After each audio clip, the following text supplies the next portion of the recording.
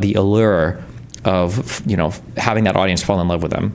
Personally, I think it's a little bit pathetic, but... Democratic president. Good. I actually stand on principle. Lockdowns and keeping Fauci on the job, and Yemen and Israel and Iran, and there's just like the government spending, and there's just a lot of them that it's like I just kind of can't forgive him for. But I think I might vote for Trump.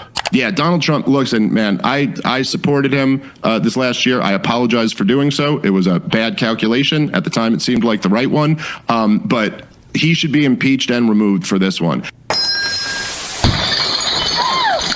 Base. What happened to the Constantine guy? He's been going in on Dave Smith. Dave, I'm not trying to be a dick, but this is exactly what Douglas was saying to you. He was saying you talk about things you don't understand with a level of confidence and inappropriate. And he pretended he was calling for censorship. You can't have it both ways. Damn. Trump got ass pain. Trump does not like Macron.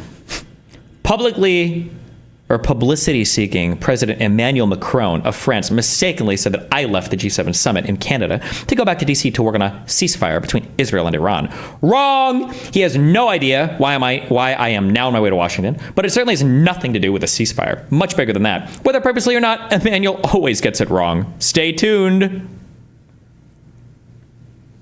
Russia leaves Iran hung out to dry. Putin says no nuclear weapons.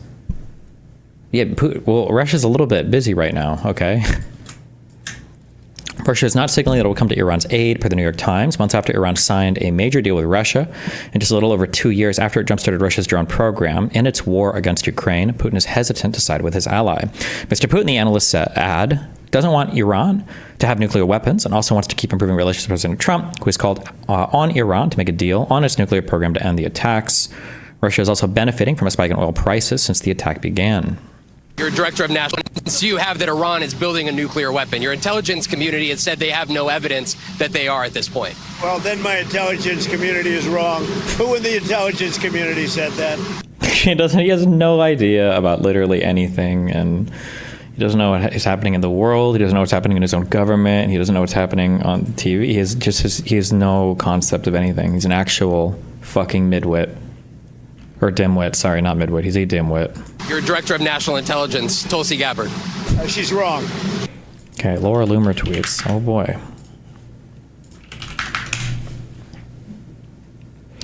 I warned you about this days ago, and there's a reason why I pointed out Jackson Hinkle, who's friends with Tulsi Gabbard. He is cheering on Iran, rallying with Hezbollah, praising the CCP, and honoring Hamas and the Houthis. Dude, we're hitting every terrorist group. Hinkle is cheering for Iran to noob Israel as they chant "End to America." There we go. He now lives in Russia, where he promotes Islamic boobs. Oh my God, never mind, sorry. Boomers as a U.S. citizen. Wait, does Hinkle live in Russia now?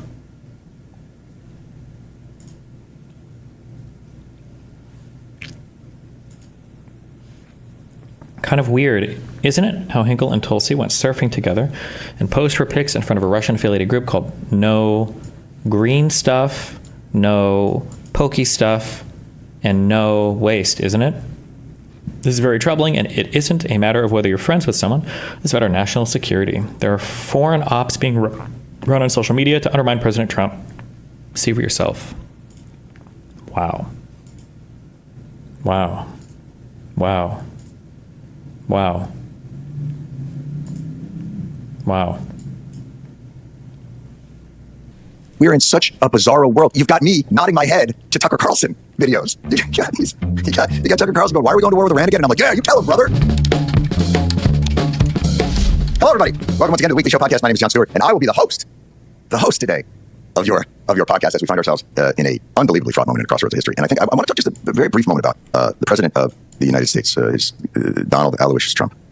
You hear a lot about the grifting and the corruption and the meme coin and the authoritarian tendencies and the overuse of executive action and his militaristic fetishizing of bringing troops into American cities and ripping families apart and just the general moral decay and abyss that we find ourselves living through. But I have to say, I just don't think we talk enough about the incompetence and just the just rank shittiness of how they accomplish things and the price we are paying for his inability to it's as though everything that occurs on the world stage is just another weekly episode of his program. What's this week's episode? Liberation Day and tariffs. Great. Let's do that. Oh, hey, it's tanking the bond market and everybody is freaking out. Oh, great. Yeah, no, that's the plan. Now we're just going to give everybody 90 days. And then he comes on and goes, everybody's kissing my ass to make deals. But nobody seems to be making any fucking deals. And so then we just move on to the next episode. Oh, this week's episode is we're going to go in with the military to Los Angeles because that's exploding in chaos and violence, even though it's not. And God, if anybody, has experience dealing with unrest in Los Angeles, it's the people that the cops that already live there. And now it's Iran. And it's just, hey, it's the Iran episode. And I gave him 60 days because I'm the deal maker in chief and we're going to have a nuclear deal. And this is all going according to plan. And it's utter incompetence. We're in such a bizarro world. You've got me nodding my head to Tucker Carlson videos. You got Tucker Carlson going, why are we going to war with Iran again? And I'm like, yeah, you tell him, brother. Like, that's how fucking upside down we find ourselves in this moment. And it's all based on one distinct premise. And that is we are being led by someone who doesn't know what they're doing. And out of Doge has a skeleton staff of, you speaking with Ben Rhodes, who's the co-host of Pod Save the World and a former deputy national security advisor to President Obama, and Christiane Amanpour, CNN's chief international anchor, host of the new podcast, Christiane and the X-Files with Jamie Rubin.